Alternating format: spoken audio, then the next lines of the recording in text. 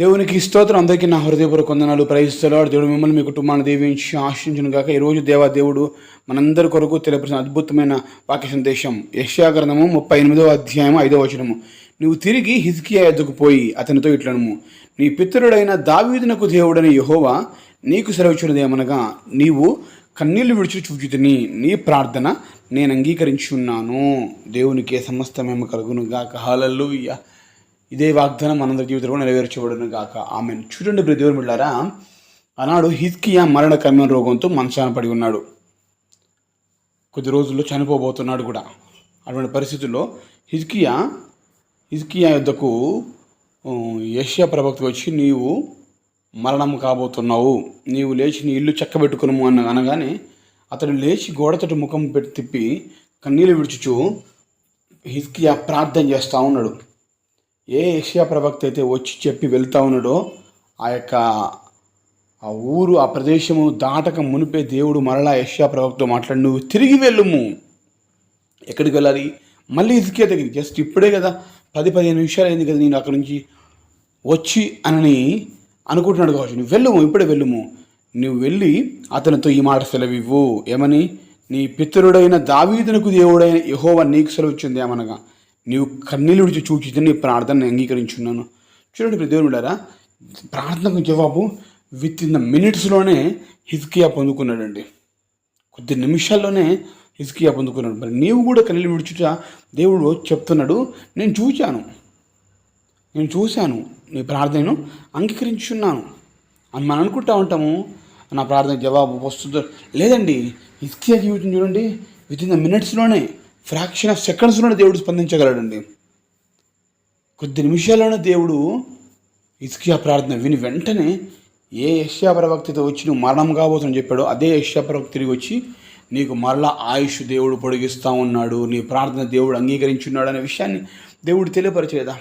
ప్రియా సహోదరుడా, ఎందుకు నువ్వు బాధపడతావు? అన్నాడు. హిజ్కియా ప్రార్థన విన్న దేవుడు నీ ప్రార్థన ఎందుకు వినడు? ఆయన ఏమన్నా చెవిటివాడు కాదు, కళ్ళను చూడవాడు. నువ్వు కన్నీళ్ళు గారుస్తూ అంటే చూడకుండా ఉండేవాడు కాదు, చూసేవాడు ఆయన. చూసుకుని ఉండేవాడు కాదు, ఊరుకుండేవాడు కాదు, చూసి నీ కన్నీళ్ళు తుడిచేవాడు ఆయన. నీ ప్రార్థన, నీ మొర్ర, నీ యొక్క కేకలు ఆయన వింటా ఉన్నాడు. ప్రియ సహోదరుడు, ఇక్కడ ఒక అద్భుత విషయం ఏంటంటే, నీ పితరుడైన దావీదునకు దేవుడని యెహోవా అంటున్నాడు. ఇక్కడ నీ ప్రార్థన విన్నానని చెప్పాడు కదా. మళ్ళీ దేవుని పేరును ఏమని చెప్పుకున్నాడు? నీ పితరుడు ఉన్నాడు ఒక ఆయన దావీదు, ఆ దావీదుకు దేవుడు నేను అని ఇక్కడ తెలియపరుచుకుంటా ఉన్నాడు. స్తోత్రం కలుగును గాక. హల్లెలూయా. అంటే చూడండి, దావీదును ఇక్కడ ఉదాహరించి మాట్లాడుతూ అంటే దావీదు యొక్క జీవితంలో ఎన్నెన్నో మేలులు చేశాడు. దావీదును గొర్రెల దొడ్లో ఉన్న దావీదును రాజుగా చేశాడు.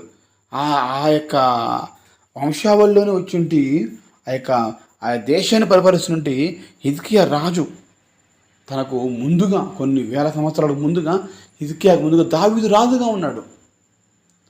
ఆనాడు దావీదు కాలంలో ఎంత గొప్ప అద్భుతాలు నేను జరిగించానో, ఇదిగో అదే ఆ దావీదు దేవుడు నేను చెప్తున్నాను. నువ్వు చనిపోతావు అనుకుంటున్నావు, లేదు, ఇక నువ్వు లేచి నడుము కట్టుకొని బలమైనటువంటి పరిచర్య చేయాల్సిన అవసరం ఉన్నది.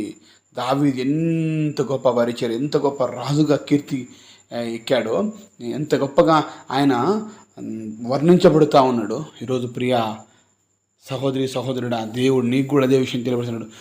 ఆనాడు హిజ్కియాతోటే చెప్పాడు, దావీదుకు దేవుడు నేనని చెప్పినాడు. ఈరోజు నీకు దేవుడు చెప్తున్నాడు, దావీదు దేవుడు నేను. ఎందుకు బాధపడతావు పరిస్థితిని బట్టి? నిజమే అండి, హిజ్కియా యొక్క రోగము ఎవరు తీర్చలేనిది, మరణకరమైనది. నీ పరిస్థితి కూడా ఎవరు తీర్చలేనిది, భయంకరమైనది.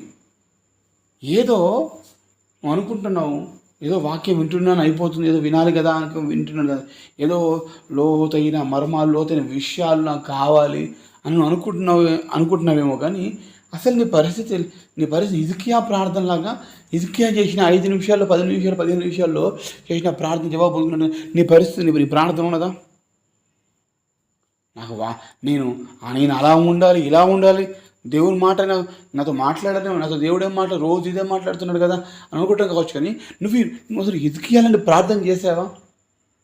కొద్ది నిమిషాలను జవాబు పొందుకున్నాడు హిజ్కియా. నీ జీవితంలో అలాంటి అనుభవం నీకున్నదా? కొద్ది నిమిషాల్లోనే, ఫ్రాక్షన్ ఆఫ్ సెకండ్స్లోనే, 1 డేలోనే పోని ఆ సమాధానం పొందుకున్నది ఉన్నదా?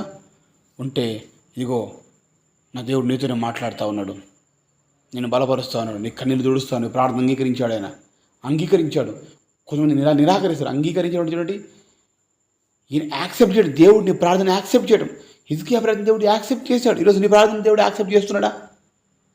కొంతమంది దగ్గర నీ మనవి చెప్పుకుంటావు, నీ బాధ చెప్పుకుంటావు, నీ గోడు చెప్పుకుంటావు, నీ గోడంతా నీ బాధ చెప్పుకున్నా కానీ ఎవరు కూడా నీ తోడు ఉండరు, ఎవరు నీకు సహాయం చేయరు, పో అని వీళ్ళ కొడతారు. కానీ దేవుడు నీ గోడంతా విని తోడుగా ఉన్నాను అంటున్నాడు. హల్లెలూయా. ప్రియ సహోదరి సహోదరుడా, దుఃఖపడుతూ బాధపడుతూ నీ యొక్క సమయాన్ని వ్యర్థం చేసుకోకు. దేవుని వైపు చూడు. నువ్వు ఆరాధించే యేసుక్రీస్తు దేవుడు నీకు సహాయం చేస్తాడు, నీకు మేలు దయచేస్తాడు. వెంటనే నువ్వు ఏ పరిస్థితి మధ్యలో ఉన్నా కానీ వెంటనే నువ్వేం చేయాల్సిన పరిస్థితి అంటే నువ్వు మోకరించి ప్రార్థించాలి.